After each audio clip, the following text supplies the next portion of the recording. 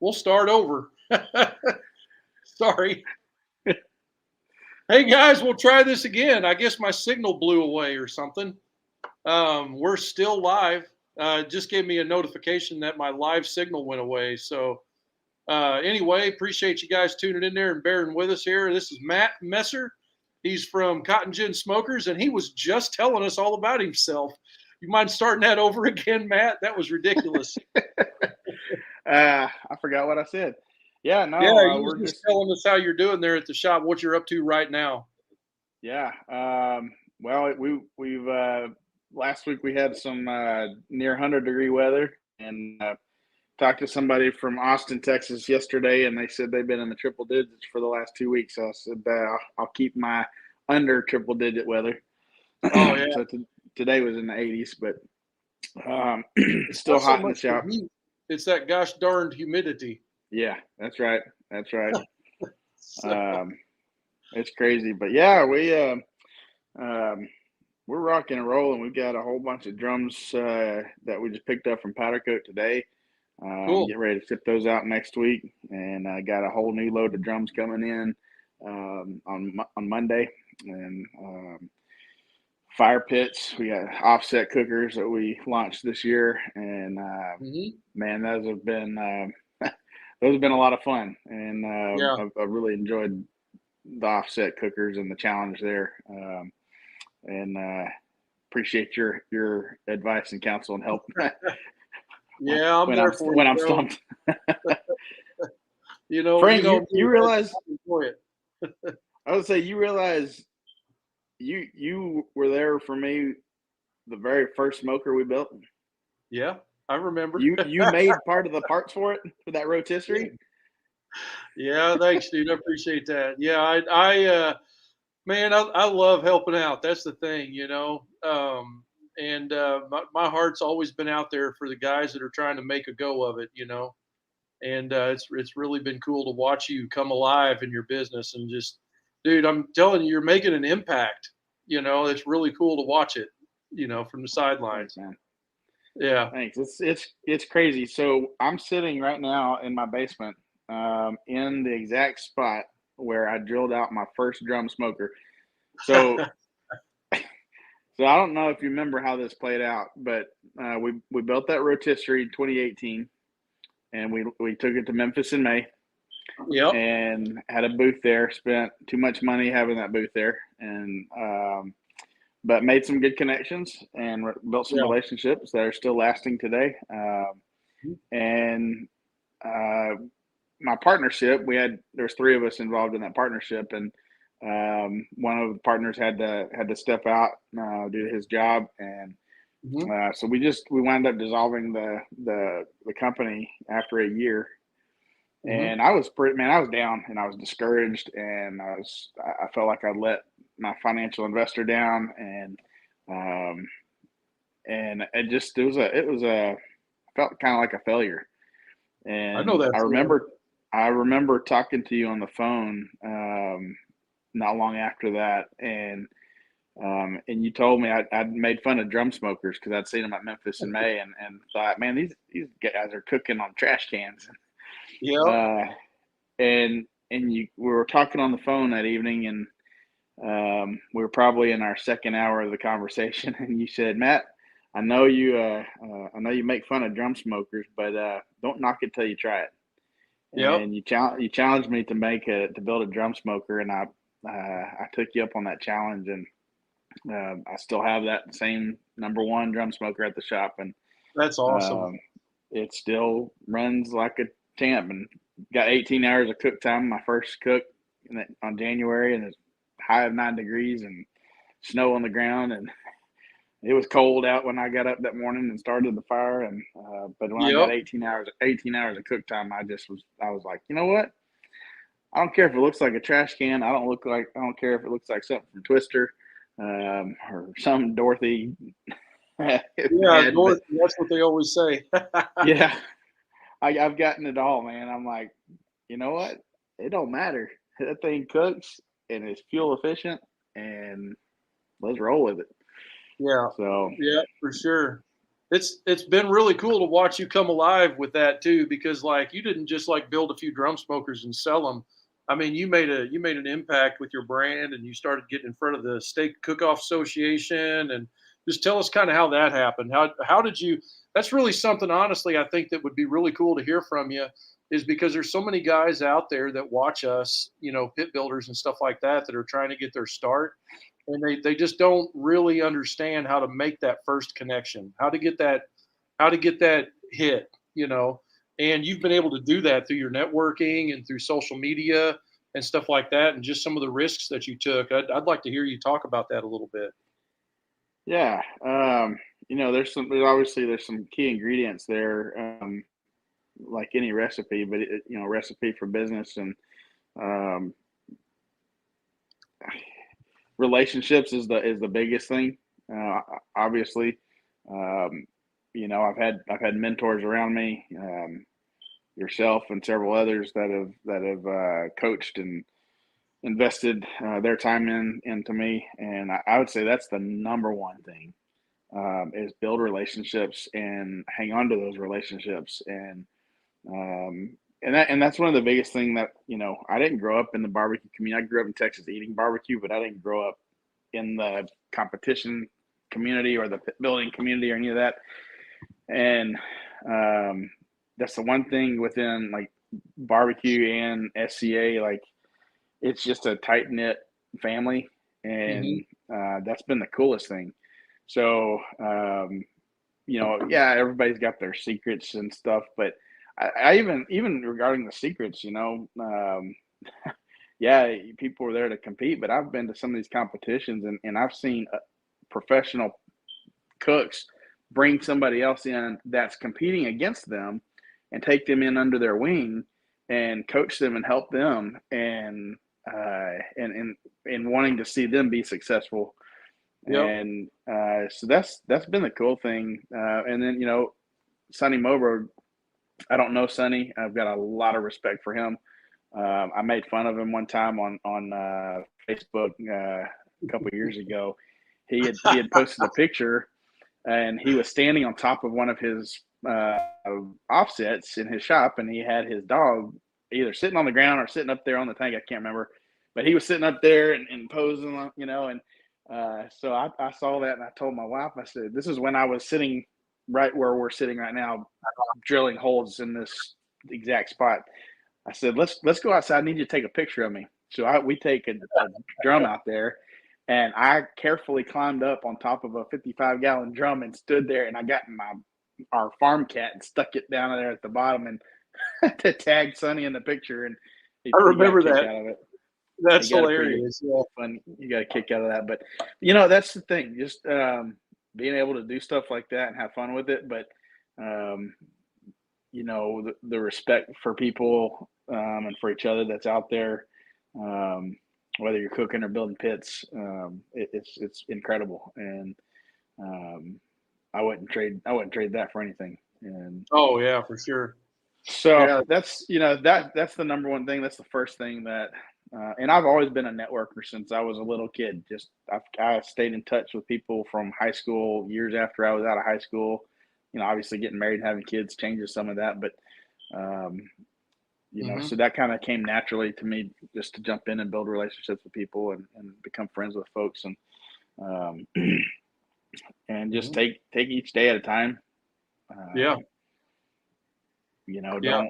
don't try to get in over your head, and it was just hard to do.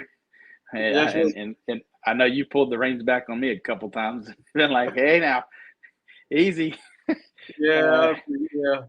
Well, Want to we conquer the gotta be world and there for everything. each other, man. Yeah. Green Money uh, Fab, Chris, he says, don't over tool. That's what he yeah, says. That's what he yeah, calls it, over tooling. Keep that pace, build steady, I mean, take risk. Everything's risk, but at the same time, be strategic about what you're building, yeah. think smart, make good investments, that kind of stuff. So, but yeah, that's what I took by when he said don't overtool. I think he might have actually been meaning don't buy 5 drill presses and 6 welders, and I think he was meaning like take it easy now. but Yeah. That's really cool. So, everybody that's joining in here on the live stream here, because this will be on the replay later, but everybody joining on the live stream, just in case you didn't know, this is my buddy Matt Messer from Cotton Gin Smokers. He's our guest tonight. And I'm just kind of interviewing him a little bit here in the beginning, talking about the story of Cotton Gin and just kind of what happened. And here in a little bit, we'll start taking some questions from you guys. I know Matt has built a freaking boatload of drum smokers. He was talking about that a little bit ago. He's got a shop full right now and a whole nother shop full coming.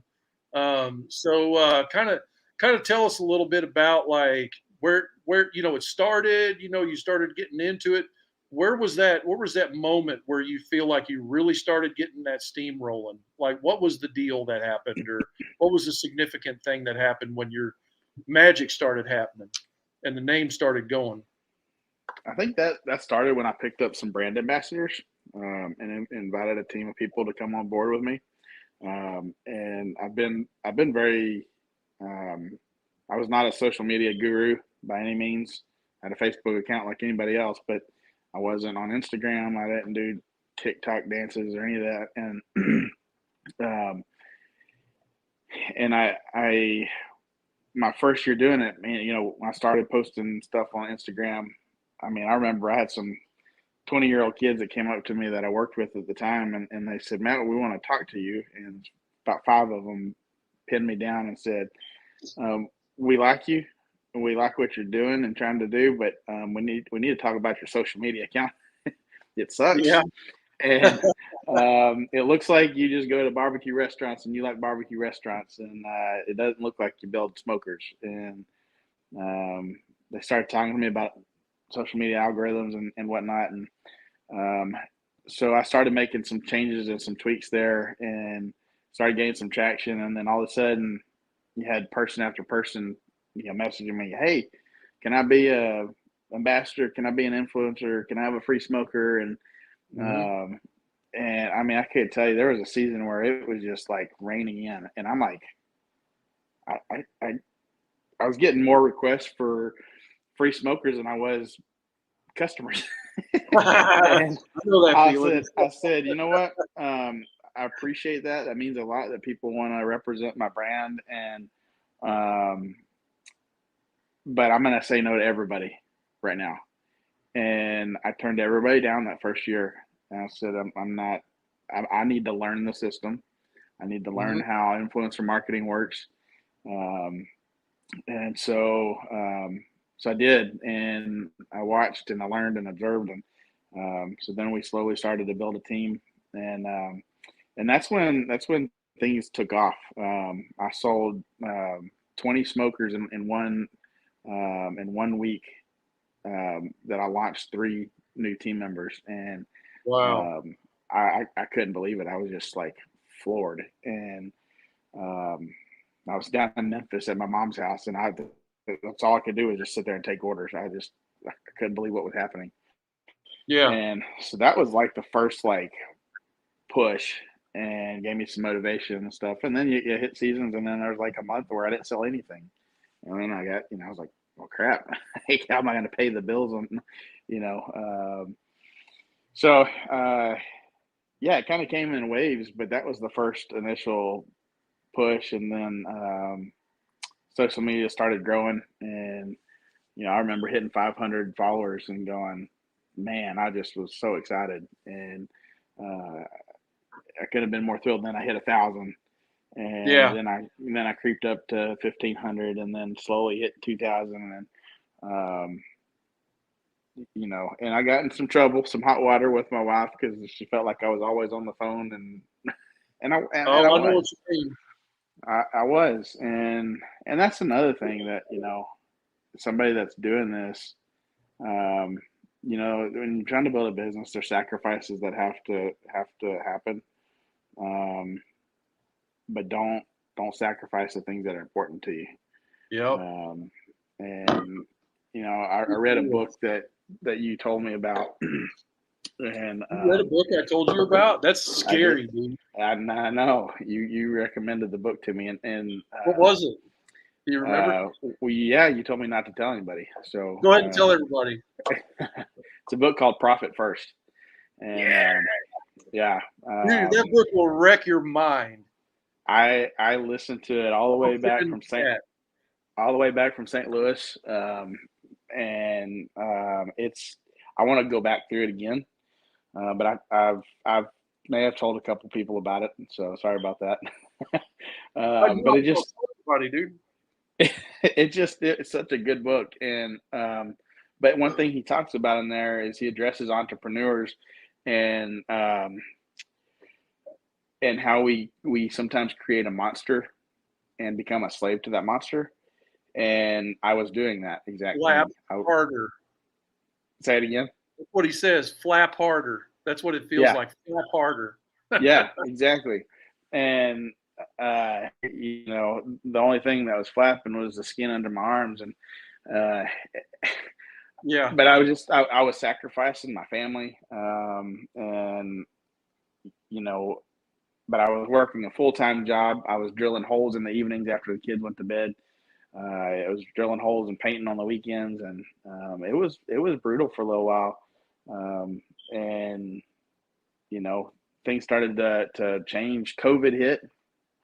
Yeah. Holy cow, COVID hit, and y'all know if you're in this, that what that did for the outdoor cooking industry was On unbelievable. fire. I mean, and the barbecue industry was already a phenomenon at that point. It Yeah. was already like taking off, and it just like accelerated it even more. Hmm. And you know, Aaron Franklin and what he's done for the industry, and Yep. how I mean, he's influenced everybody out there, and Hmm. um, and that's the thing, with him that I've really appreciated is that he's all about teaching and um, letting the secrets out, and yeah, Yeah. and I've seen the mentality change in the barbecue community just in my short time in it, where there was just a lot of secrets with the Yeah. competition stuff, and with their cooking, and if like even with restaurants and stuff, like holding stuff in, and he was literally an open book to people, Hmm. and now I've seen others doing that, which is cool. Like it's kind of like a band of Yeah. brothers or and sisters, I guess. And You know, I want to pull back a little bit towards when you said the Profit First book. hmm Uh, I got to give a shout out to my buddy Cosmo Darian. hmm So Cosmo's actually one. I was sitting in his office. I went down there just to visit and just telling him some stuff that I was struggling with in business a little bit. And he was like, "Dude, you just got to read that book." And this is before COVID, but he told me about that book, and I listened to it freaking all the way home. And I got to tell you, man, it completely changed the way I think about money in a business. It's yeah, now I have a different spin on that. That I use profit first in our business, but I have a little bit of a different spin on it that I do. And one of these days, I thought about after I prove it's flawless. I don't tell anybody about it until I prove it works, but it's working right now. So I think what's really, really, really important is to get your money right out the gate in this business. If you decide that you want to build them on the side, or you decide you want to build them for a living, don't pass go until you get your money right, because it's yeah. just going to be a downward spiral. Would you agree? If you don't, Pay your pay yourself. pay yourself, man. Yeah, you got to get you got. There's got to be money to pay yourself, or you're just wasting your family and everybody around you's time.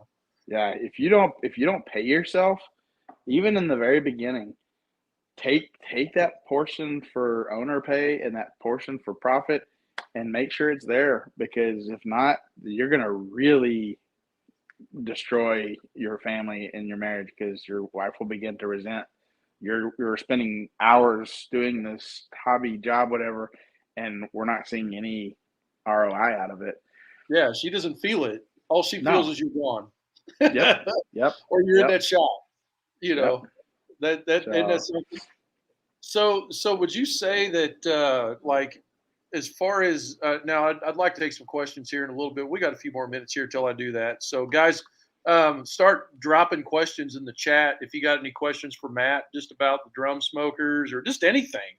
Is there anything you don't want to answer questions about? I answer every question. I'll answer what I can.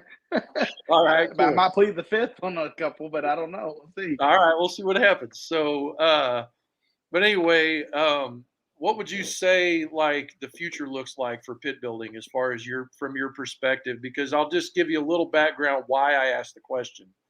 Is Sure. because like if you look at Google Trends, and I've been talking a little bit more about this lately, is that pellet cookers, like you can use Google Trends and it'll give you a bar graph that shows like this term and then this term and then this term, how it's trended over time. And so if you look at like just reverse flow smokers, offset smokers, gravity feed smokers, start listing them out and then put pellet smokers in there. It's like all the regular hardcore smokers are down here, and then pellets just jumped way up. And that's back, 4 years ago. It started really trending hard. And Yeah. so, like, over time, pellet smokers has been such a gateway to get people into barbecue.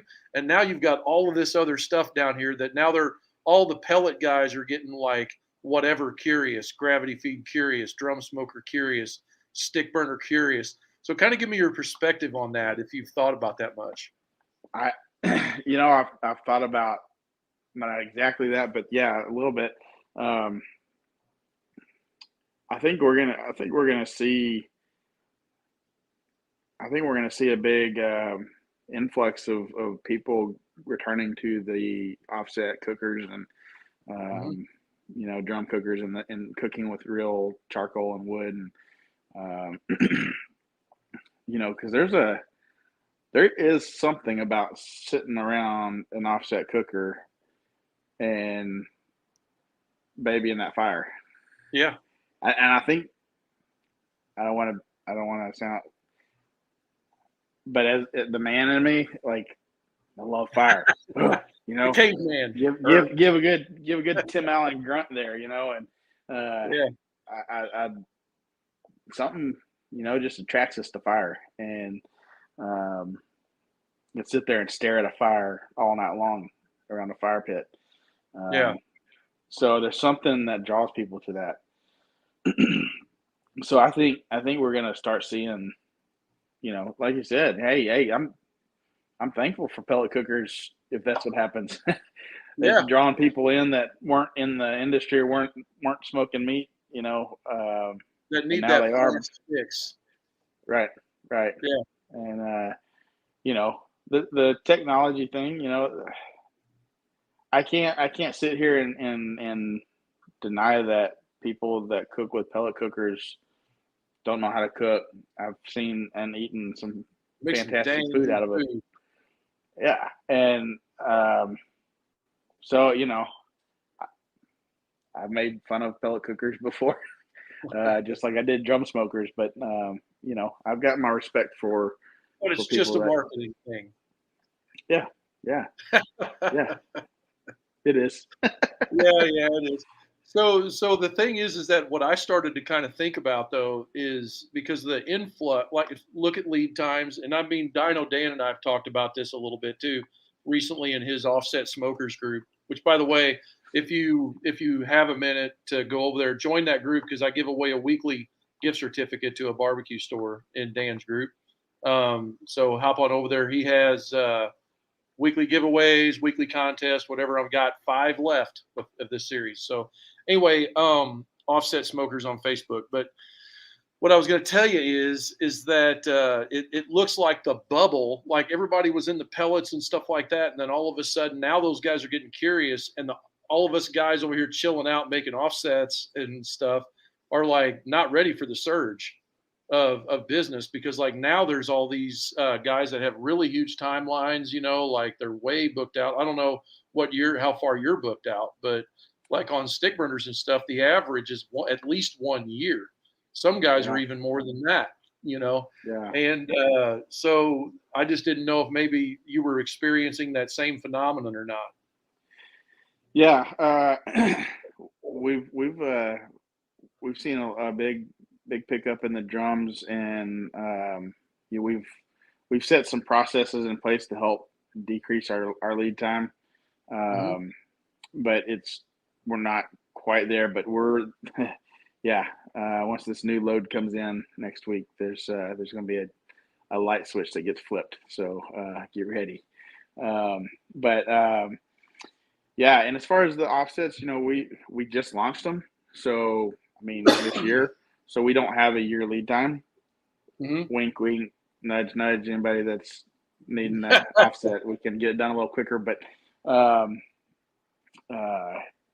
yeah, it's we if that's all we're doing, Mm-hmm. we can knock an offset out in 2 weeks. But that's not my lead time. But that's like once we start it and start building that trailer to rolling it out of the shop. If we're hustling, we can do one in 2 weeks. Cool. We have, and but everything else in the mix too. So, So let me ask you this: are you doing square fireboxes or round, or square, round inside square? Square. round on the inside and square on the outside. Okay, cool. And insulated and all that. Are you pretty happy with how that performs on your pits? Absolutely. You Yeah. gotta be. Yeah, it's been and everybody people will see them that hadn't seen the offset before or whatever, and they'll be like, "Holy crap! Look at the size of that firebox." I'm like, "Hey, Well, I know. I can fit a drum smoker in my firebox and my offset. I've done it. I know." That's awesome. Yeah, they just perform incredible. And I started off. I made a change recently. I don't know if you use tuning plates in your offsets or not, but I had a customer who wanted tuning plates, who didn't want tuning plates, and I started off. That was going to be a standard, something that we provided, and this customer called me. He goes, I just don't want them, and I don't want counterweights. And I was like, huh? You don't want counterweights, man? You're going to be working your muscles. And he's like, I don't know. I guess I'm just old school. I don't know. And he's younger than me. And so anyway, we You did don't have shoulder his. problems yet. Yeah, right. No, I'm just kidding. Yeah, we did his, and we put this safety latch system on there. You may have seen it before, but as a catch for the doors. Was that you that designed that? Yeah. Smokerplans.net. Go ahead. Yes, smokerplans.net. So I downloaded those plans, and we put them on there. I was skeptical at first because I was like, why in the world does he not want counterweights? I kept going there. So we put those on there. I was like, man, these are cool. Like, these are awesome. So now we put them on 2 pits now. We're about to put them on a 3rd. Yeah. And but back to the tuning plates. Whenever I didn't cook on. I test drove his without the tuning plates because I wanted to see how it worked without tuning plates. I'm not putting tuning plates in them anymore unless somebody just arm wrestles me and really wants them. But I don't think you need them.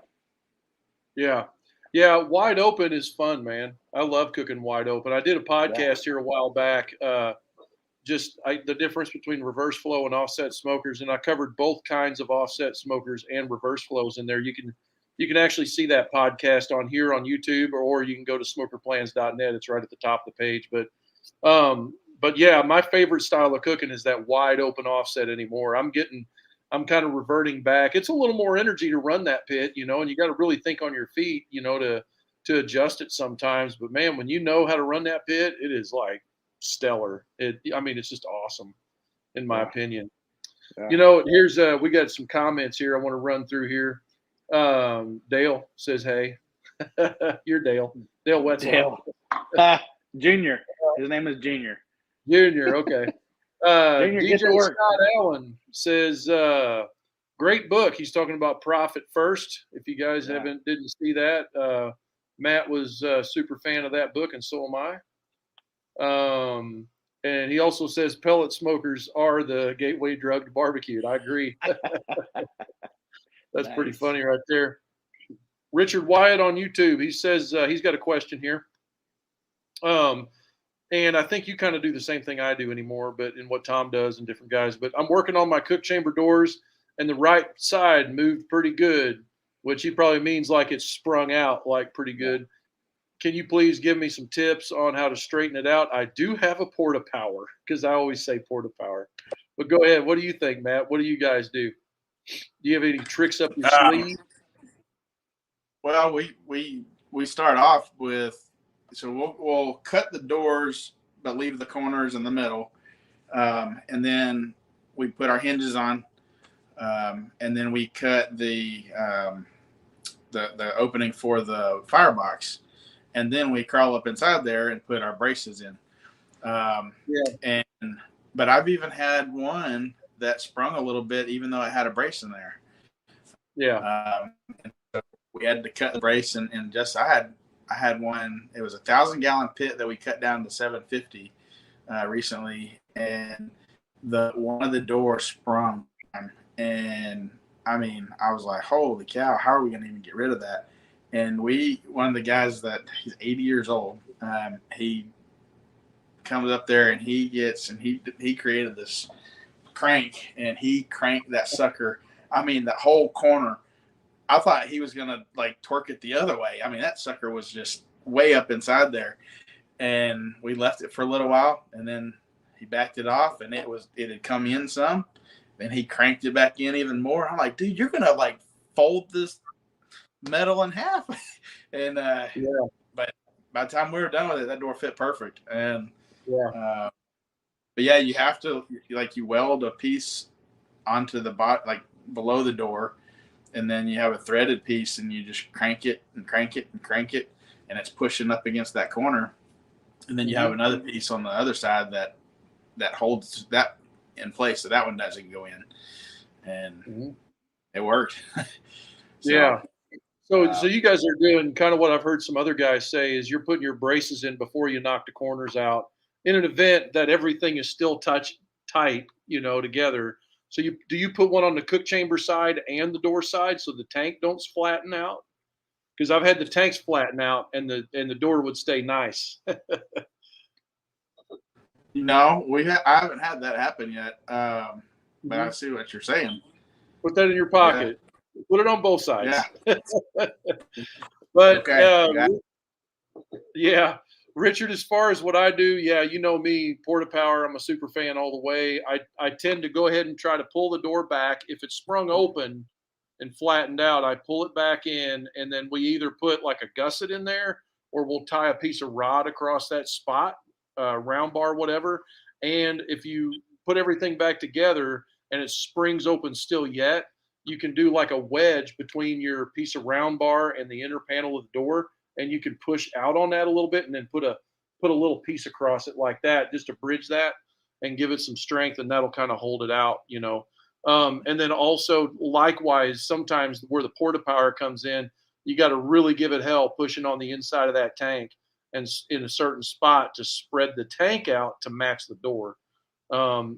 One thing I do if I don't want to put a gusset in there is I'll take like a heavy sledge, and whenever I get that porta power pushed all the way out to where it's holding where I want it, it's like past, like 3/4 or an inch past where I want that door because the spring back.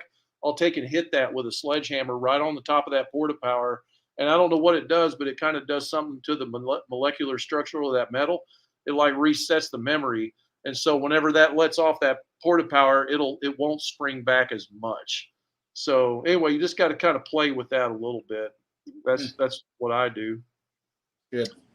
Now, Facebook user here, where'd he go? It said doesn't tell me who he is. It says he has a pellet smoker, and I have both pellet and yeah, offset. Oh, drum Oh, loves them both. Heck yeah. nice, nice. And then here's brother Adam, Kentucky. Adam, what's up, man? He says, gonna have to convert you guys to some bush lattes. I don't know. I think Shinerbach is in your blood, isn't it? From Texas and all that. Yeah. Yep. Yeah. I'm still back into Coors Lights and stuff. They want to know where you're at, Matt. Where are you? I'm in Niles, Michigan, just outside of South Bend, Indiana, southwest corner. So I'm like 4 miles from South Bend. Cool. Where are you? He is. Let's see. I don't know where he's at, but DJ, if you don't mind answering back, Roy Elkins, this guy here, guys, you need to follow this cat. I had him on a few weeks ago on here. Roy, he's from Baker's Gas, and he is a 30-year welder repairman. Okay. One of the smartest welder guys I've ever talked to. Nice. Yeah, Nice. he's a good guy to know. He's also up in Michigan. Cool. Oh, Not here DJ Allen says Chesterfield, New Baltimore. okay. Very cool. Yep. Richard, he's from Kansas City. He's checking in. Yep. Yeah, Um, in a couple months. yep. Did you use heat tuning your doors? I did not. No. You didn't? No. Yeah.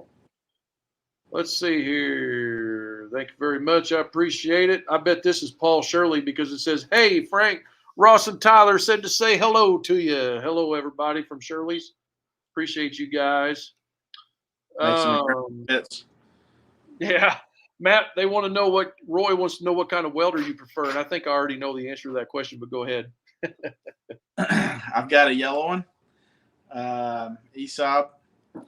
We've got a link. Well, the Lincoln one sold, and we bought. The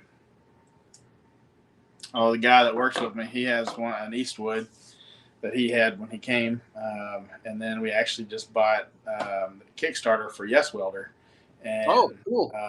we bought 2 of those on the Kickstarter, which I can't was figure Yes Welder out, man. it was a disaster Kickstarter campaign. Was it? Yeah, we What finally got them, happened? but Tell me the story. oh man, the logistics were terrible. And I know like they were in the middle of the shipping crisis and trying to do all that. So everybody, people were getting all pissed off and because they kept, pushing things out. And apparently they were sitting out in the ocean forever. And then people started getting them, but they weren't going by backer numbers. They were just random numbers getting their welders. And then, some people would be missing parts and this and that. And, so I think they got things straightened out, but yeah, so we got the one it's got the plasma cutter in it, Oh, as well, cool. the MIG and TIG and stick, and the MIG just and the plasma cutter they work great for the drums. I've tried the plasma cutter on a 500-gallon tank, and it's not great on there, Yeah. but it's great on drums, like just great on What drums. amp is it? Do you know what the amp rating is on it? Man, I can't tell you right now. Yeah. It Yeah, sounds like it's like less than 45 if it ain't it's working it's on a definitely a top. lightweight, Mhm. and it's great for welding on drums and that thinner metal. But Mhm. yeah, I wouldn't do a trailer with it or something. Yeah. Hmm. But yeah, my ESOB, I had some issues with it. This is my 3rd ESOB now, and the company's replaced it every time. Had like the motherboard go out or some control board, whatever. Oh, dang. But they took care of it, and they had a rep. I think he's up in like Grand Rapids, whatever. He's been to my shop a number of times, and he even left me his welder one time and said, "Here, I'm gonna take yours, keep mine, and then we'll swap back whenever I get yours back." And That's so cool. they repaired it one time, and then the second time they just completely gave me a new welder. And Oh, wow. so customer service side's good, and now it's running Yeah. great.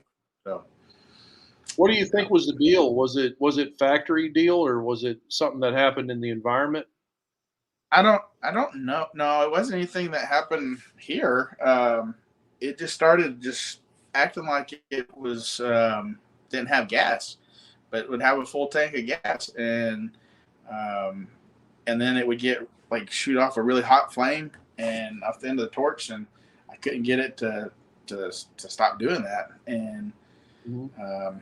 so their guy came and he played with it for a couple hours and he couldn't get it to settle down and weld right, and so that's when he wound up taking it, and Yeah. they replaced whatever board, and then it happened again, and so they just swapped it out. But yeah, it's the Rebel 215. 215. Yeah, I've got two of those in my shop that belong to Bob. They're awesome welders, man.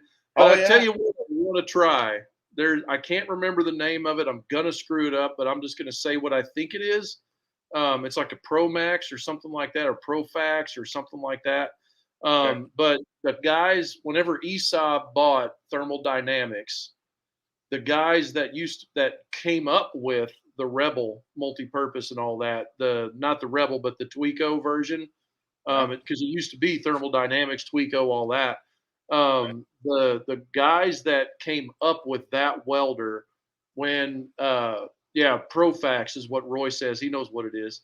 I really want to try one of those machines out because basically it's the guys that came up with that multi-process machine that became the Rebel, and then they got fired when ESOP bought them out, and so are let go or laid off or whatever, and they made their own version of that welder. Basically, it looks Oh, wow. awesome.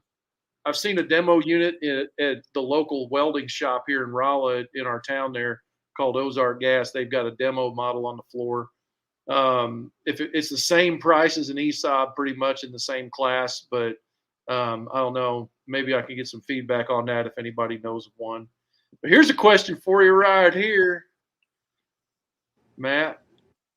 Where have you gotten the most marketing advice for your barbecue business? I'm curious.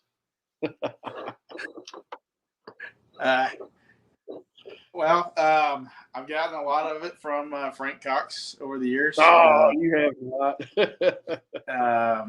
and a lot of it I've learned just by doing, and Yeah. yeah. So I grew my company just through Instagram was the main way, and I didn't pay for anything. I didn't boost anything. I just posted and posted consistently, and then I started every once in a while I would boost something, and we did some drawings and some contests and stuff, and then we recently, well, probably been a year now that I started. I've got a team of guys that I have hired to run my social media marketing, my email marketing, and stuff, and they've done a fantastic job. My catering calendar is just nuts.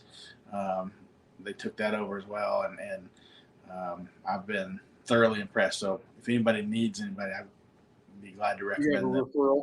Oh Yeah. yeah, That's cool, man. Well, so, yeah, what you said about like just getting out there and doing it, that's exactly right, man. Just pick one platform and just focus on it and understand what the platform wants and just do what they're wanting you to do and be yep. relevant and real on Go that to platform. go to competitions, and you don't even have to have a booth there. Go to competitions. Go to Memphis MA. Go to American Royal. I remember I went to both of those.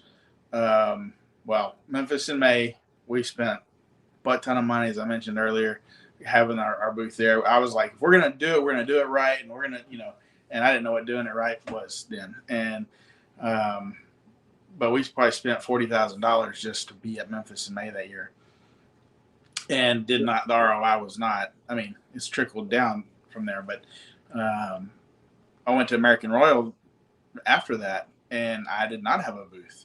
And I printed off cards, and 3x5 cards that had information about my company and the drum smokers. And I walked that entire Kansas City Motor Speedway and handed out card after card after card after card. And my feet were hurting. And but I went in, I just said, hey, I'm Matt Messer with Cotton Gin Smokers. Just want to introduce myself, wish you good luck. And off I went to the next one. And I think I gave away some koozies too. And man, I remember the first person that goes, hey, we follow you on Instagram. And I was like, oh, wow, cool. You heard of me. Yeah, I felt like a celebrity or something. I was like, man.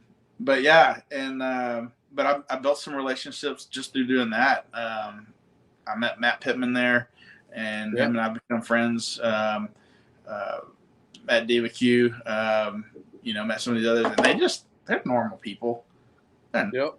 they've been successful in the industry, and they're normal people, and yeah, and I've gotten some business advice from both of them at different times. But yeah, that's, I don't know if I answered the question there or not, but get out and Yeah, do you it. did.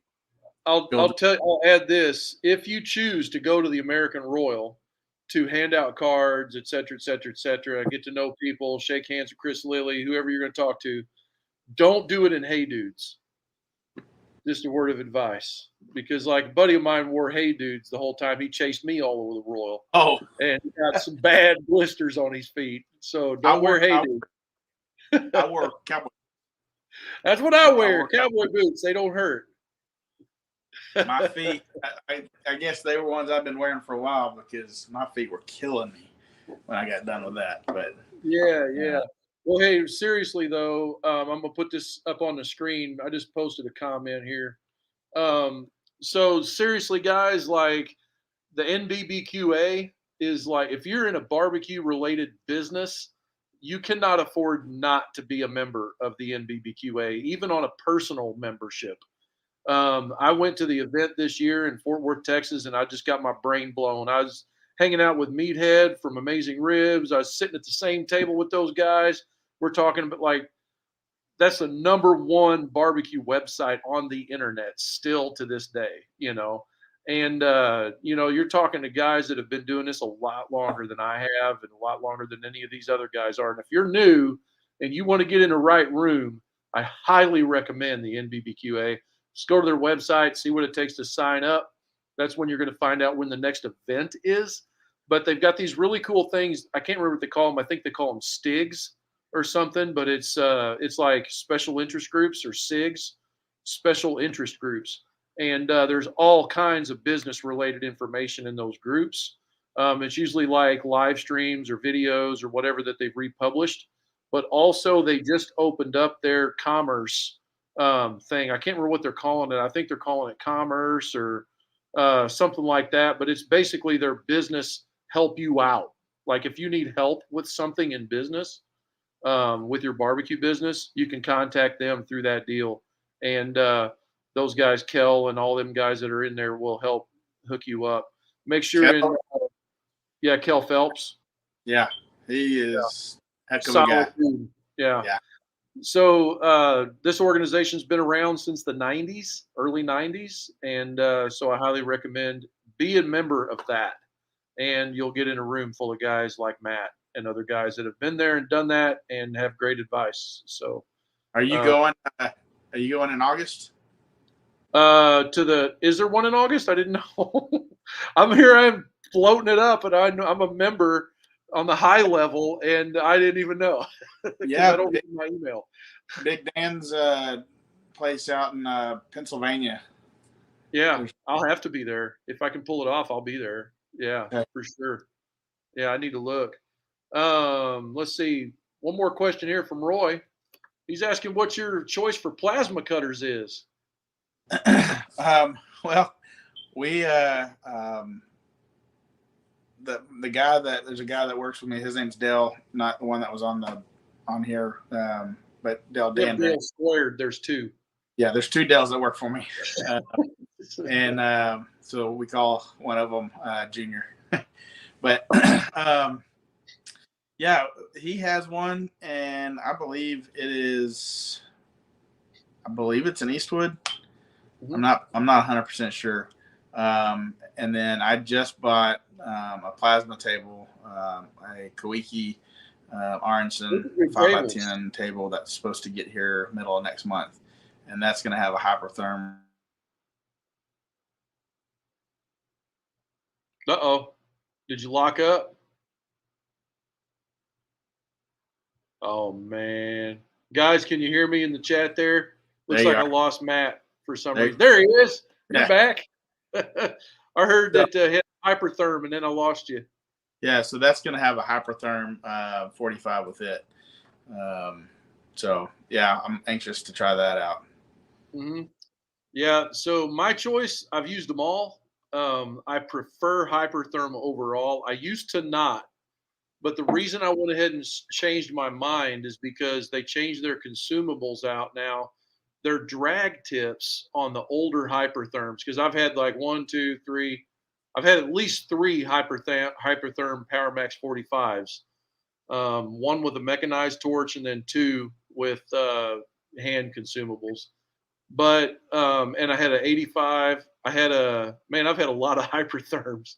I had a little tiny one that had the compressor in it one time for doing sheet metal, like galvanized. And but anyway, I've had a bunch of other plasma cutters, and the reason I didn't like them before was because the drag tip had a crisscross in it that was cut with like a hacksaw, and that crisscross would plug up with dross that was like the high speed dross that's on the top. When the sparks are coming out, that would plug up the tip. And I got a thermodynamics machine, me and Tom did, and that thing was a beast. But the consumables, like that electrode, I'm not digging the electrode the way that's all put in there. Like if that electrode gets too much of it consumed, that dang piece in there that holds that electrode in place, whatever it's called, the little insulator thing, will explode. Like inside the torch, it's a mess. And Yeah. Tom and I didn't know that. And the first set of consumables we used, it got way too far down. And we was like, I wonder why this thing ain't cutting. And we got to look at it. We figured that out. Thank God it didn't blow up. However, the reason I liked it though was because instead of that hacksaw cut, it had a half moon in there, and so where the base where the drag happened, it had plenty of room to blow that high speed dross out of there, and it never plugged up. Well, now the new Hypertherm has something similar to that. The thermodynamics is a crisscross, so it's four of those. The Hypertherm is three, and I actually like the Hypertherm version of that better now. My machine at the new shop has that. But anyway, I really dig it, and I've cut up to ½ inch with that thing. It just doesn't even care, you know. Nice. Yeah, lightweight torch. It's a great machine. So, Roy, yeah. I'm curious what Roy's preferred one is. Yeah, Roy, what's yours? Can you comment down in there? That'd be great. Also, he wanted to tell you that table's nice, and I want to tell you that table's nice too, because I actually at IMTS up in Chicago about 3 years ago, which is the International Machine Tool something or other show, which is all the machine shop related tools. It's not fab, it's like Fab Tech, but it's like the machine tool side. That one's nuts. And those guys were there, and I hung out at their booth quite a bit, and I was really, really impressed with that table. You know, Boy, I'd never heard of. I mean, you know, I'd heard of Star Lab and some different ones. I started, researching tables, and I mean, there's so many table options out there, and guys building tables, and in their garage, and that's great. But I don't know. I wanted to go with something that had withstood the test of time, and I got on Marketplace and Facebook Marketplace, and one of the times I was searching for stuff, so I just wanted to see if there was a used table, that was up for sale near me, and I found a Koike that I'd never heard of them before, and it was like a 1995 or 98 table or whatever, and it had been struck with lightning, and I was like, I wonder if we could get new parts and put on there and repair this thing. And so I called up Koike, and they're like, yeah, that's not gonna be a good option for you. And but their customer service was fantastic, and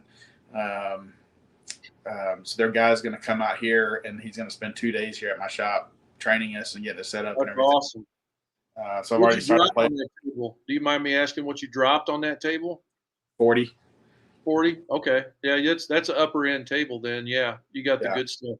So the one thing about plasma though, guys, I'll tell you with stuff like that, I mean, until you go into high def, and honestly for pit building, I don't even think it's worth getting high def. I'll be honest with you, because with a good quality table, you can get near high def quality. and with very little cleanup. And that's kind of what you're talking about with that table you got. Yeah. So, but I like the Star Labs table if you can get one. That's the Yeah. thing. They're really hard to get. They're a cheaper table, but man, they're a great table. Um, Roy here wanted to say hypertherm is always the right answer. And he knew Okay. the name of that part because he's been freaking fixing those things forever. That piece that blows up is called the starter cartridge. And the So, thermal. yeah, and the thermodynamics machine that blows up. But yeah, do you know if they're using Mach or Command CNC or something? What are they using in the Koike? Top of that, Koike's fun to say. Yeah, Kawiki. So they use Flash Cut. Okay, Flash Cut, which is kind of an offshoot of Mach, is Okay. what that is. Yeah, they all have roots in that same deal. Okay. Yeah, so that'll Yeah, be cool. I just got a copy of it this last week and just started piddling with it. And so, has anybody had any success running Parallels on an Apple computer and running their software through that, or is that That I don't know because I know that everything that has its roots in Mach, either Mach 3 or Mach 4, is DOS related. So it's always going to have to be like, unless that's changed. But I've been in that world pretty deep, and all of that is pretty much nothing but Windows yeah? and DOS, and then Command CNC is actually Linux based. So I don't really know of anything that runs on Apple. I wish it did. Well, I mean, so you can put Parallels on your Apple and then run Microsoft on that, but I didn't know. Um, Oh, I see my what you're saying. my That's sales interesting. rep from Kuwait, he contacted Flash Cut and asked them, and they said they've not had good success with running on Apple. So I just was curious if anybody that was listening had tried Yeah, that out. that'd be good to know. Yeah, if anybody has, yeah, comment. Even if it's on the replay, comment about that.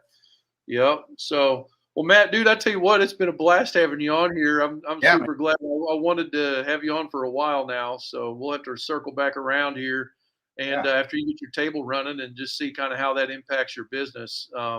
Do you think that having that table is going to change the game for you? I absolutely I do. I've already And got then, work lined up outside of building smokers for the table. So oh, um, cool. I just want to have that thing running nonstop. So Now you just got to get a stack of plate that is about 30 feet tall, yeah, and then you got to run it lights out, and then you'll be yeah, making money. yeah, yeah. Hey, we've got a gosh, they're right down the road from me. The big steel place, Alro, Alro. Yeah, there's an yeah, Alro a mile from my house, that's and cool. yeah, no, it's not cool. It's not cool. No, We're 100 miles from my shop. not when you're the little guy because they rake you over the coals. Oh, you got to Started get your this weight up. exactly. Uh, That's the 30-foot tall stack. yeah, yeah. Yeah, Uh, we're getting there. We're getting yeah, there. yeah. Cool. Any last little bit of advice you'd want to give to somebody that's kind of like thinking they might want to they built a smoker and they're happy and they kind of got that itch. They're like, man, I think I could sell one of these. Any bit of advice you have for a guy like that? And just have fun doing it and let nature take a course and it may work out for you and it may not. But don't get in over your ears Yeah. and um, enjoy the process. Yeah. So that's the biggest thing I think is just enjoy it. If you don't enjoy it, don't do it. Yeah. Don't do it if you don't enjoy it. Yeah, that's for sure. There's no magic bullet, is there? It's hard work. It takes a lot of dedication, and it also takes a really good plan. That's the hard part right there, the plan and the commitment behind the plan. That's what I think. So that's been the thing for me every time. So including my current venture I'm doing. So anyway, but we won't talk about that. Dude, I appreciate you, man. You're awesome. Keep it going. I love watching you in the funny papers. I think you're doing great. Thanks, man. Thanks. Hey, and if y'all need a good hat. Oh yeah, I gotta go get your smoker builder hat. Identify yourself. That's the sign of the brotherhood right there. Appreciate you, dude. Oh wait, I didn't ask him. How do they get a hold of you if they want a cooker?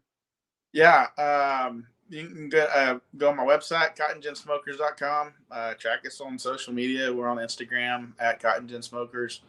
We are on Facebook as well and TikTok, but I don't dance. You don't dance? I don't dance. Maybe I'd get more TikTok followers if I did, but you would, dude. Yeah. So those are big ways. So you can call me 269-697-1534. Or contact. Get on the list while the getting's good. Yeah. Right on. Appreciate you, dude. Keep it real, man. Have a great week. Have a great night. Rest of your week. We'll see you, brother. Thank you for listening.